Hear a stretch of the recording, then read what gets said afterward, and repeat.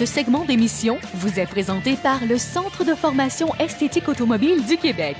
Nous enseignons l'art de redonner l'aspect neuf à un véhicule usagé. 1-866-333-0238.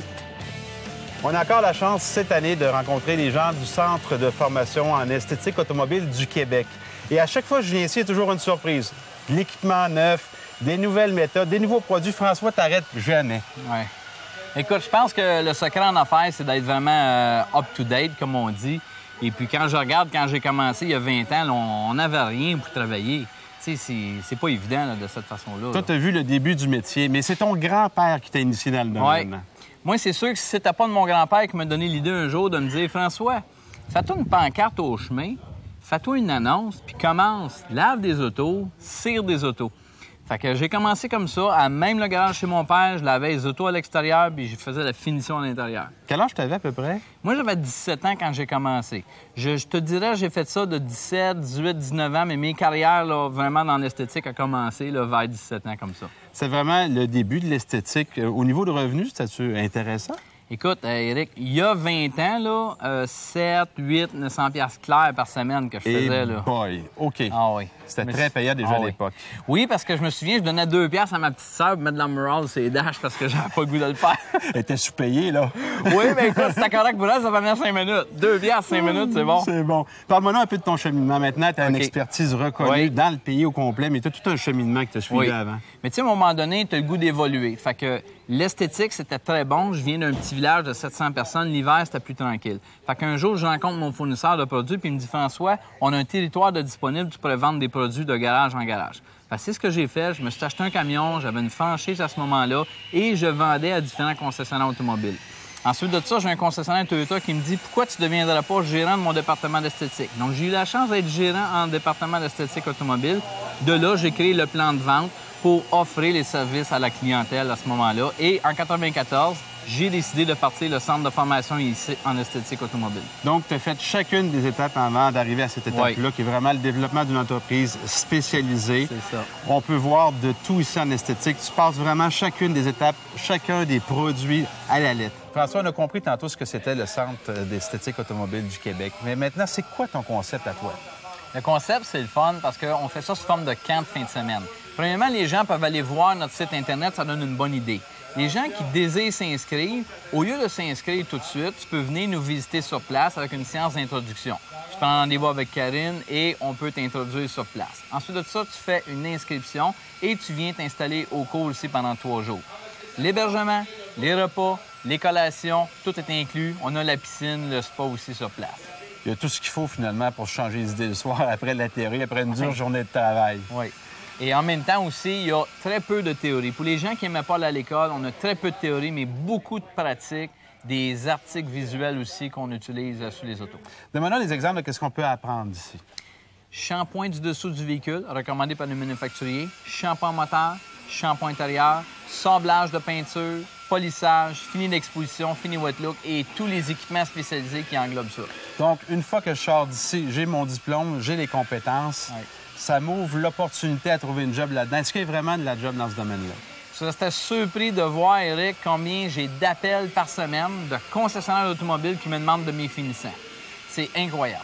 Donc, il y a vraiment beaucoup de demandes. Si la personne a une belle personnalité, a ce qu'il faut et son diplôme, normalement, elle se trouve une job là-dedans.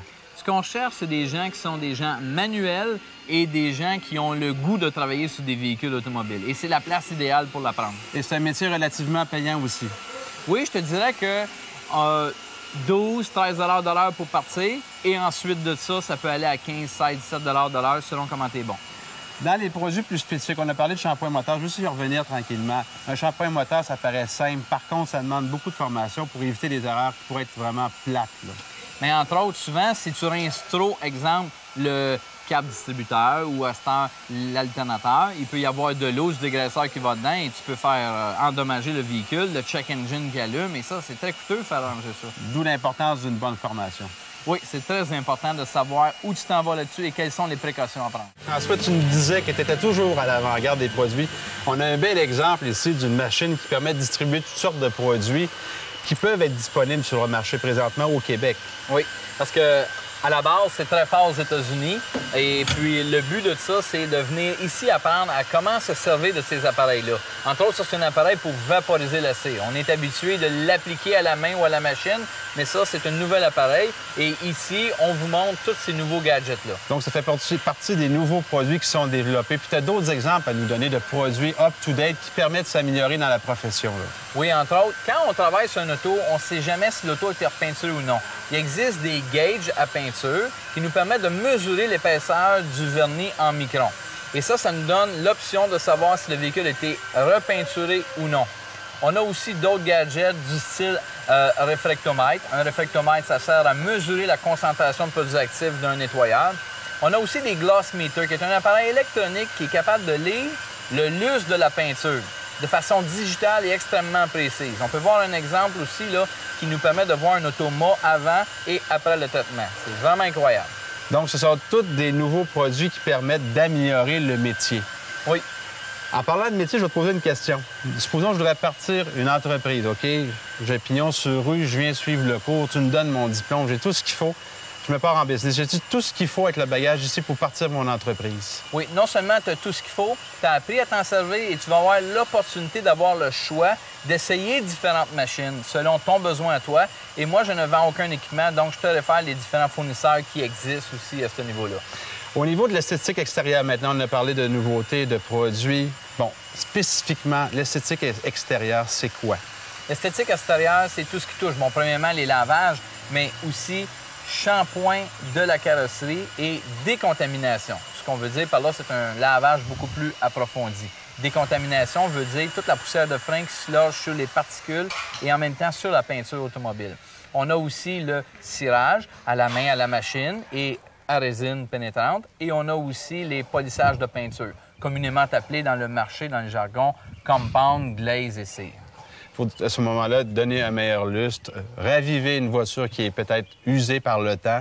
Les limites, il n'y en a plus à ce moment-là. Il n'y a tellement pas de limites, Éric, que quelqu'un qui me dit, là, moi, je veux avoir un fini d'exposition, là, on est capable de travailler la texture avec des méthodes de sablage dans le but d'avoir un fini wet look. C'est vraiment incroyable.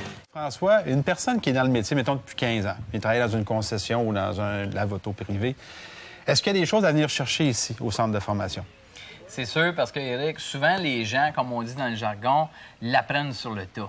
Moi, j'ai un client, là, entre autres, à Lévis, dans votre région, là, Lévis Honda. À chaque année, il vient ici pour du perfectionnement. De la formation continue. Oui, parce que nous, ici, là, on est, comment je te dirais, mindé à l'idée de trouver toujours des nouvelles techniques. Et c'est souvent pendant les formations qu'on découvre des nouveautés là-dessus. Puis il faut dire, tu fais de la recherche dans le domaine. Oui, écoute, on teste des nouveaux produits, on teste des nouveaux équipements, des nouvelles machines. Les compagnies nous envoient ça et c'est vraiment comme ça qu'on le fait. Et puis, Éric, tu sais que le gars qui débute, qui a zéro expérience, là, il a aussi sa place ici. On les mélange avec les gens d'expérience, donc ça fait un beau team. Un beau team qui permet de croiser un peu les connaissances, puis toi, à ce moment-là, tu es upgrade pour les mettre à jour dans l'ensemble. Exactement. Bon, parle-moi un peu de la livraison, parce que tu as une manière vraiment à toi de livrer un véhicule que tu viens de refaire. De quelle manière tu procèdes? Éric, en 21 ans d'expérience, là, je peux te dire là, que rares sont les clients qui ont eu le droit d'être présents pendant que je faisais le véhicule. Pourquoi c'est simple? C'est parce que je veux générer l'effet surprise. En fait, tout véhicule qui est fait, le client prend possession du véhicule seulement à la fin. On prend le soin de mettre une belle toile dessus pour vraiment cacher le véhicule pour générer l'effet surprise. En fait, Éric, il y a une personne dans toute ma vie que j'ai laissé être là. C'est mon grand-père. Pourquoi? Parce que je le mettais dans mon garage, s'assoyait dans une chaise, puis il s'endormait toujours dans la chaise. C'est une bonne raison. Finalement, il y avait l'effet surprise pareil, mais en se réveillant, lui. Oh, oui. Dans le métier, on l'a déjà dit dans les chroniques précédentes, il y a de l'emploi. Au niveau d'une personne qui cherche dans une concession ou dans un garage spécialisé. Pour le gars qui veut partir en entreprise, il y a tout le bagage qu'il faut. Il y a aussi le petit côté marketing, je pense que tu peux raffiner à ce moment-là lorsque je veux partir ma business là-dedans. En fait, on offre 3 services ici. On a la formation technique de 3 jours. On a la formation marketing, comment vendre et offrir les services esthétiques. On a aussi du perfectionnement. Les gens peuvent venir d'année en année se perfectionner ici, venir chercher les nouvelles techniques. Bravo, François, c'est super intéressant.